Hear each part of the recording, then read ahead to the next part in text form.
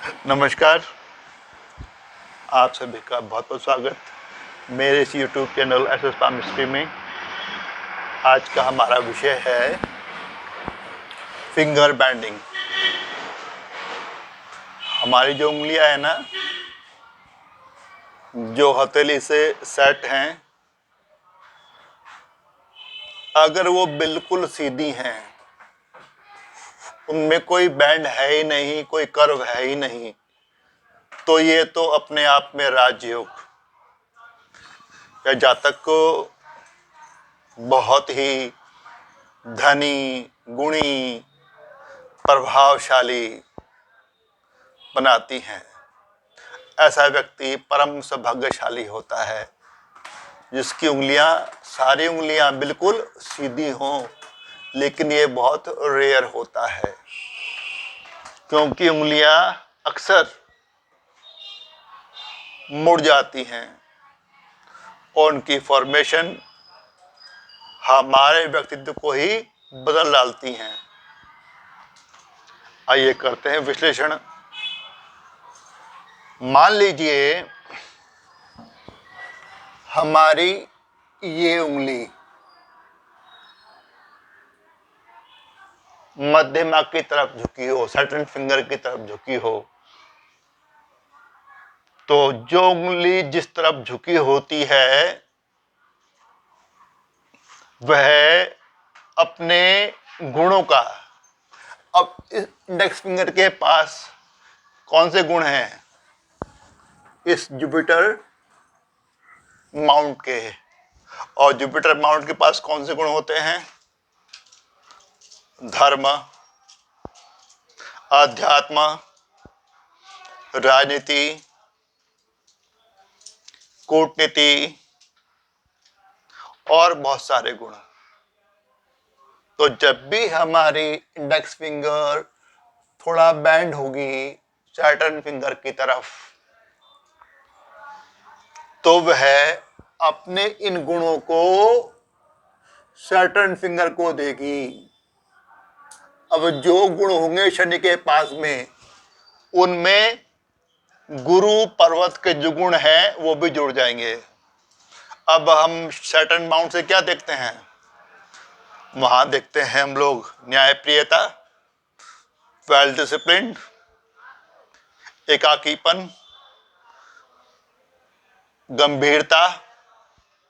वहां पर देखते हैं हम लोग ऑकल्ट साइंसेस के प्रति झुकाव। इन सब के साथ अगर हमारी उंगली ये बैंड हो गई और ये हमारी सैटर्न फिंगर बिल्कुल सीधी है, तो इंडेक्स फिंगर के बहुत सारे गुण वो सैटर्न फिंगर के अंदर चले जाएंगे। लेकिन यहाँ पर मुझे एक बड़ी गड़बड़ लगती है। अक्सर मैं अपने बहुत सारे साथियों को देखता हूँ कि वो कहते हैं, जब भी वो देखते हैं कि इंडेक्स फिंगर झुकी है सैटर्न फिंगर की ओर, तुरंत बोलते हैं कि जातक बहुत धार्मिक होगा। अब ये मेरे समझ से बिल्कुल परे है, क्योंकि जो शनि की उंगली है वो तो बिल्कुल सीधी है, इंडेक्स फिंगर झुकी है, तो इंडेक्स फिंगर मतलब गुरु की जो उंगली है शनि की तरफ झुकी है, शनि की उंगली सीधी है, तो ये गुरु उंगली अपने गुण, अपने पर्वत के गुण कहाँ दे देगी? सैटर्न फिंगर को। कहाँ चले जाएंगे? सैटर्न माउंट में। वहां पर पहले से ही गुण है और जुड़ गए जुपिटर के। तो बताइए मुझे, क्या आदमी उंगली के मुड़ने से बहुत धार्मिक हो जाता है? यहां तो मुझे लगता है कम हुआ, क्योंकि अगर फैलेंज देखें हम लोग, अगर गुरु उंगली का, इंडेक्स फिंगर का बेस फैलेंज बहुत लंबा है, तो इशारा कर रहा है कि जातक कि जीवन में निकट भविष्य में धर्म एक बड़ी भूमिका अदा करेगा, क्योंकि जो सफलता उसे मिलेगी वो डिवाइन ब्लेसिंग से मिलेंगी। अगर उसका मिड फैलेंज बड़ा है, लॉन्गेस्ट सबसे बड़ा है, तो शो करता है कि आदमी इंटेलिजेंट है, प्रैक्टिकल भी है और अपने लक्ष्यों के प्रति, जीवन में उसके जो भी लक्ष्य हैं उनके प्रति बड़ा पॉजिटिव रहेगा, आशावान रहेगा। अगर टॉप फैलेंज उसका सबसे लंबा है, टॉप फैलेंज, तो दर्शाता है कि आदमी के कुछ आध्यात्मिक या दार्शनिक रुचियां होंगी, लेकिन उसके पास एक स्ट्रॉन्ग सेंस होती है, एक भावना होती है, वो है डिग्निटी, आत्मगौरव। और यह है आत्मगौरव, अगर उंगली बहुत बड़ी हो गई ना तो आदमी को इगोइस्टिक बना सकती है। अब मुझे बताओ कि ये फैलेंज है, उंगली झुकी किस तरफ? सटन की तरफ, तो आदमी अब कम धार्मिक हुआ या ज्यादा धार्मिक हुआ? मुझे तो बिल्कुल उल्टा लग रहा है। अब आदमी और बैलेंस्ड हो जाएगा। हो सकता है कि पहले थोड़ा बहुत अंधविश्वासी रहा हो धर्म के मामले में, अब तो बिल्कुल प्रूडेंट, प्रैक्टिकल हो जाएगा।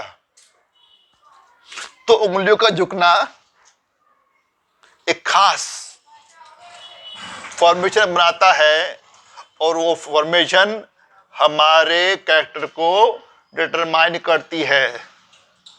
जहां पर जो उंगलियों का झुकना है ना, वो एक राजयोगी बनाता है। कैसे?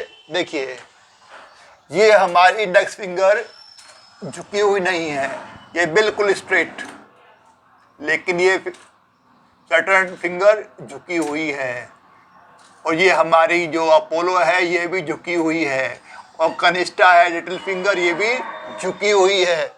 इन चार उंगलियों में से पहली उंगली इंडेक्स फिंगर ये सीधी है, बाकी की सैटर्न, अपोलो और लिटिल फिंगर वो एक तरफ झुकी हुई है इंडेक्स फिंगर की ओर। ये राजयोग बन गया।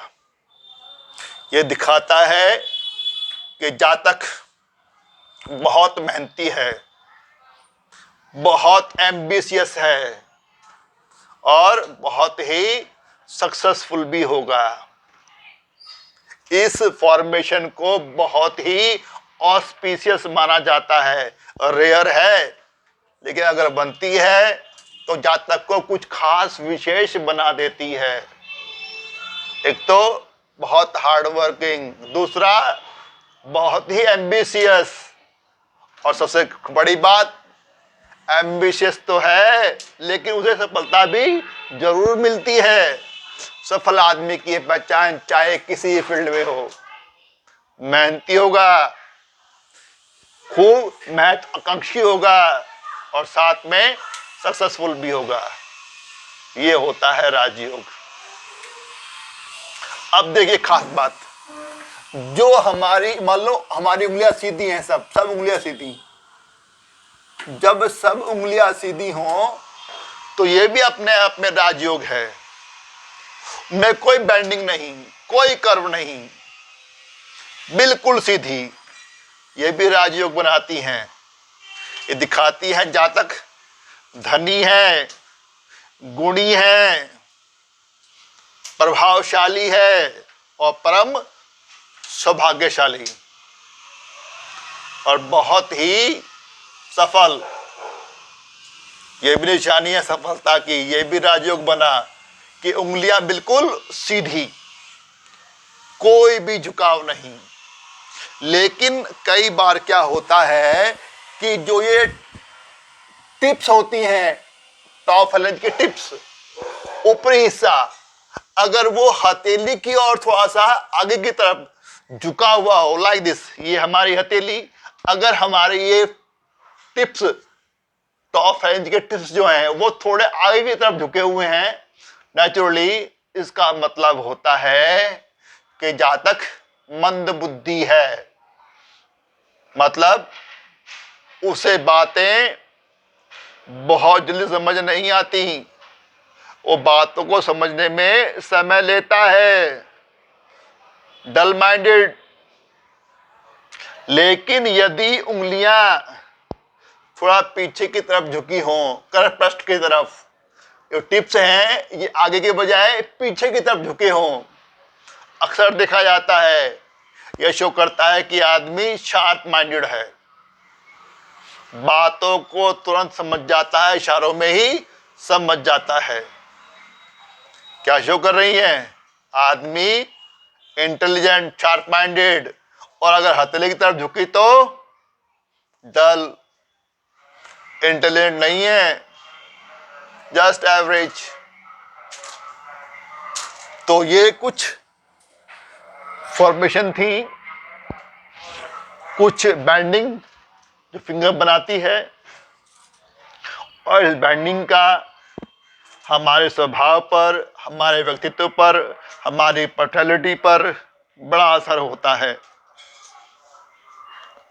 और कुछ योग थे जो मैंने आपको बताए, आशा करता हूँ समझ आ गए होंगे, और आपने अपना कीमती समय निकाला, वीडियो को देखा, इसके लिए आपका तहे दिल से आभार। और एक छोटी सी विनती कि वीडियो को लाइक कर देना, शेयर कर देना, सब्सक्राइब कर देना, और साथ में बेल आइकॉन का बटन है उसको भी दबा देना। और फिर वही पुराना वायदा कि जल्दी मिलते हैं अगली वीडियो में एक नए विषय के साथ। तब तक bye bye, goodbye, see you soon, नमस्कार, नमस्ते, थैंक यू, शुक्रिया।